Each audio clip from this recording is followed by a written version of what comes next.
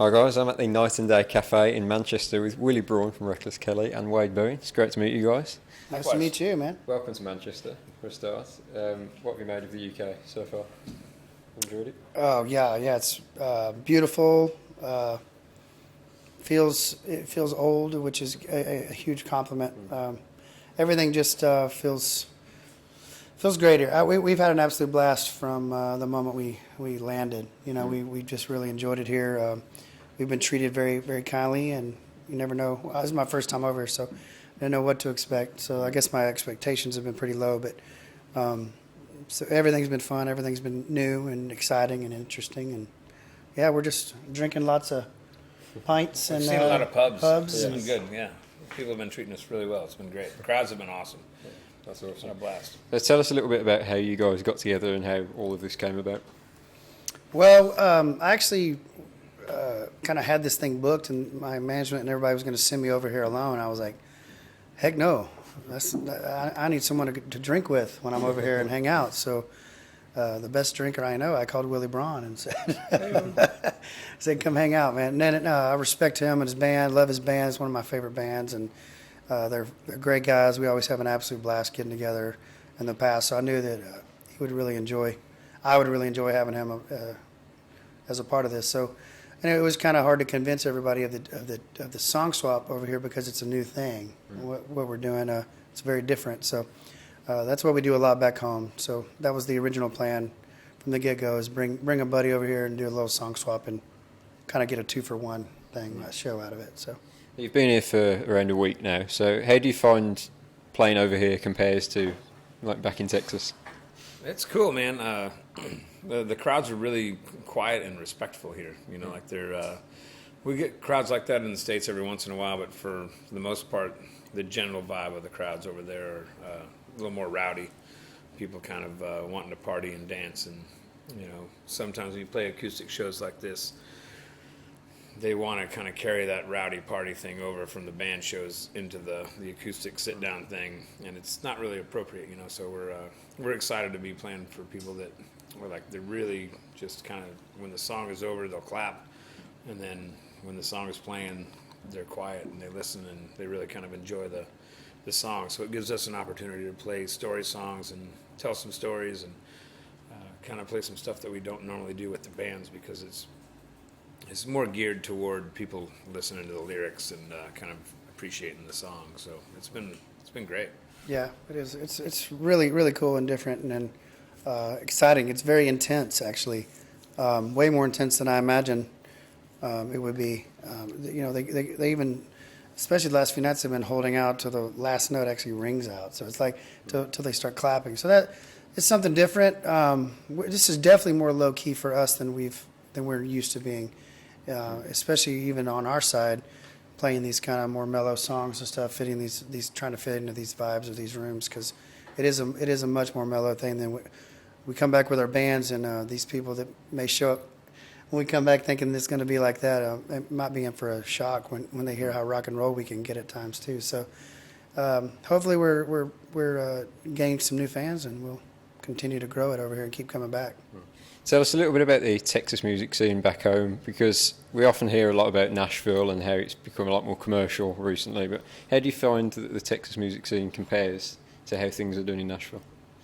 I think the big difference for me is that Nashville is more about industry, and it's a lot of the mainstream country music you hear comes out of that region or that town, and that's where all the labels are and stuff. But Austin and Texas in general is more about live music, and a lot of the people in the Texas scene write their own songs. You know, there's not like some songwriters that are, you know, writing the tunes and then the artists do it, and it kind of lends itself to a little more of a genuine experience. You know, all the bands are playing music they really care about, and they're playing stuff that they're influenced by other Texas artists and more Americana things. And I feel like there's a little more integrity for the most part, and not that Nashville doesn't have a lot of great musicians around there, but the stuff that you hear on the radio is, you know, it's kind of force-fed to the people, you know, and the Texas thing, we don't get a lot of radio play, and it's more about the live shows, and so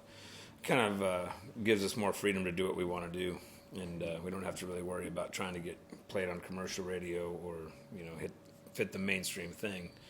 So it allows us to do whatever we want to do, which is play good music. Now, Wade, tell us about your most recent album, because it was a collection of songs written for your mother, wasn't it? So tell us how that idea came about and how that all started. Yeah, well, those are songs that she sang in church when she was a kid. Okay. And my dad actually wanted me to do that album. It wasn't really my idea. So he came to me and begged me to do it. I finally agreed and figured out a way to fit it into my schedule to make it happen. And we surprised her on Christmas, but I really never thought it would be released. I thought it was just going to be for her and our family and close friends. But I think everybody really enjoyed the way it turned out. And so I'm in a really good point in my career where I have freedom to kind of do whatever I want right now. It's not stuck to a label, so I can do those things if I want. So I kind of released it as a side project, and then I've been really surprised at the amount of the reception I've got from playing gospel music or having a gospel album out there. It's been pretty fun. So if nothing else comes out of it, at least my mom is happy, and that's all that matters, Most right? important thing. Gotta keep Mama happy. Got to keep mama happy. Mama ain't happy, nobody happy. Exactly. And Willie, tell us a little bit about Reckless Kelly for anybody that doesn't know too much about the band. Tell us about how you formed and kind of how you started out. Well, we've been a band this is our 20th anniversary, so it's hard for me to even remember how we started. But my brother is the fiddle player, and we've had the core of the band has been together for about 20 years, and just made our 9th studio record, Sunset Motel, and we're just kind of always just tried to play music that we're proud of, and we don't really have any set rules about what we play. We play rock, we play country, we play a little bit of folk, or even little hints of bluegrass, or all kinds of different things. And so I don't know. We just our meat and potatoes has always been live music. Playing live shows and trying to make records that kind of reflect that thing. So we just we play music that we just want people to like, and it's things that we hope will stick around for years to come. We don't want to jump on any of the latest fads or anything. We just kind of make music that we hope will stick around for a few years, and that's kind of just always been our thing. I was going to ask you about the new album, Sunset Motel, because the reviews that I've read online have been amazing for it. So tell us, for anybody that hasn't heard the album yet, what we can expect from it. It's kind of a classic Reckless Kelly, like the last 2 records we made before Sunset Motel, Good Luck and True Love and Long Night Moon were kind of somewhat concept records, in different ways. But so when I was writing the songs for Sunset Motel, I didn't want to have any kind of shackles on me to, write in one specific vein for a concept or anything. So I basically just compiled, 30 or 40 songs that I sent to the guys, and we whittled it down to about 20 that we cut, and then 13 ended up on the record. And so it's basically just the best songs that we had available at the time, and kind of cherry picked the ones that sounded good together. And we had some friends come in and record with us on the record. Had some special guests that came in and played and sang, and we just had a lot of fun making this album. We went back to the same studio that we made our first record at, Milliken, 20 years ago, and the studio is called Arlen Studio in Austin, and hadn't been there in a long time, so it was fun to go back to that same place where it all started.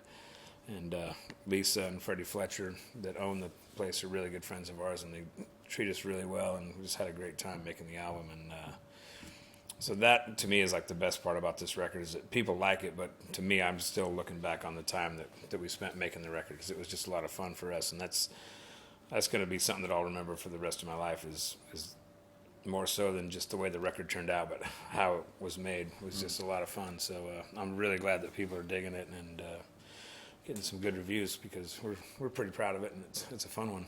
That's awesome. So what's the plan for you guys when you go back to the States now? Is it you finished for Christmas, or you got shows coming up? And what's the plan? Yeah, we get back.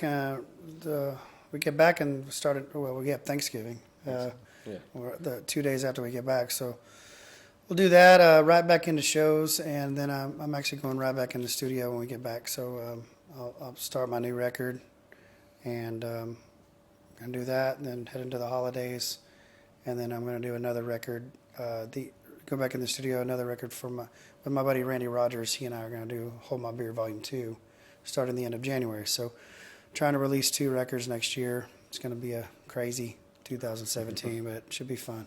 What about you, Willie? What's the plan for the next year? Recover. Recover. I'm going to start writing for the next record, which I'm not sure when that'll come out, but we're just going to tour, and we just put this new Sunset Motel record out, so we'll be promoting that for quite a while. And other than that, we're just kind of doing the same old thing we do, is just tour, and in the off time, I'll be writing songs, trying to get ready for another album. That's awesome. Well, best of luck with the rest of the UK tour, guys, and Thank really, you. really appreciate your time.